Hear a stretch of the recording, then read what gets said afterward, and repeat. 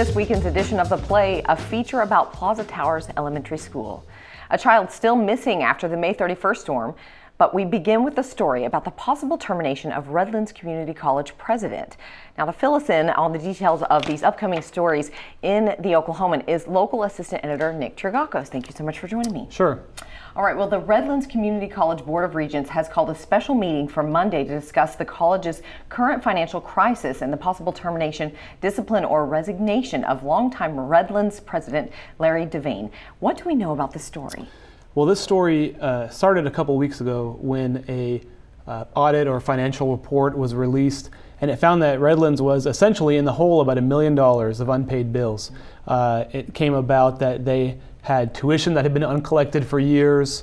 It really started a mini firestorm, and a lot of questions were asked about how they were handling their finances there. They tried to kind of explain it as just some minor bookkeeping issues, and they were trying to get things straightened out. Well, it looks like things have gotten a little more serious now. They've called a meeting for Monday night, which will have a reporter out there covering that and reporting on it. And one of the possibilities is that the Redlands president could lose his job. Now, we spoke to him on the phone today. He says he will not resign, so it looks like there is some drama ahead on Monday. Interesting. Yeah, that sounds like a very interesting story. Well, divers were in the Oklahoma River on Friday morning in search of a child's body from the May 31st storm. Now, it's been 3 weeks since the storm. Is there any hope to find 7-month-old Alexis Johnson? Well, that's the question that everybody's asking.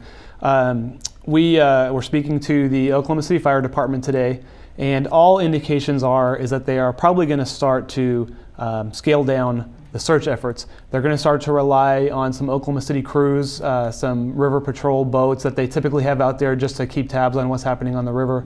We're probably not going to see as much of the firefighters combing the banks of the river anymore. Of course, sadly, you're talking about a 7-month-old infant, and with the severity of the rushing water and the level of the water, there's just no telling where she is right now, and I think it's turned into a pretty desperate situation down there. Oh man, that's heartbreaking. Well, the Oklahoman is doing a big feature about the May 20th tornado that hit Plaza Towers Elementary School. What can readers expect? Well, this is a really large-scale project that we've poured a lot of resources into. Almost a month of work has gone into this. It's going to have a very extensive online presentation.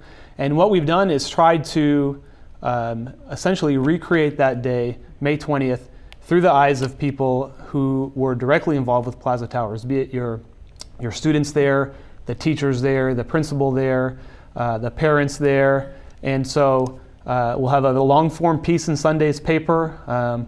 I would say, grab a cup of coffee, get comfortable, sit down for some good reading, and we'll take you through literally minute by minute through that day. Wow. And sort of recreate and restructure that day in the history of Plaza Towers. So it should be a very nice piece. Very in-depth for sure, and some videos that will accompany that as well. Yeah, there'll be a big presentation on newsok.com, and so I would encourage people to check out the newspaper and surf online to look at what we have there. Definitely.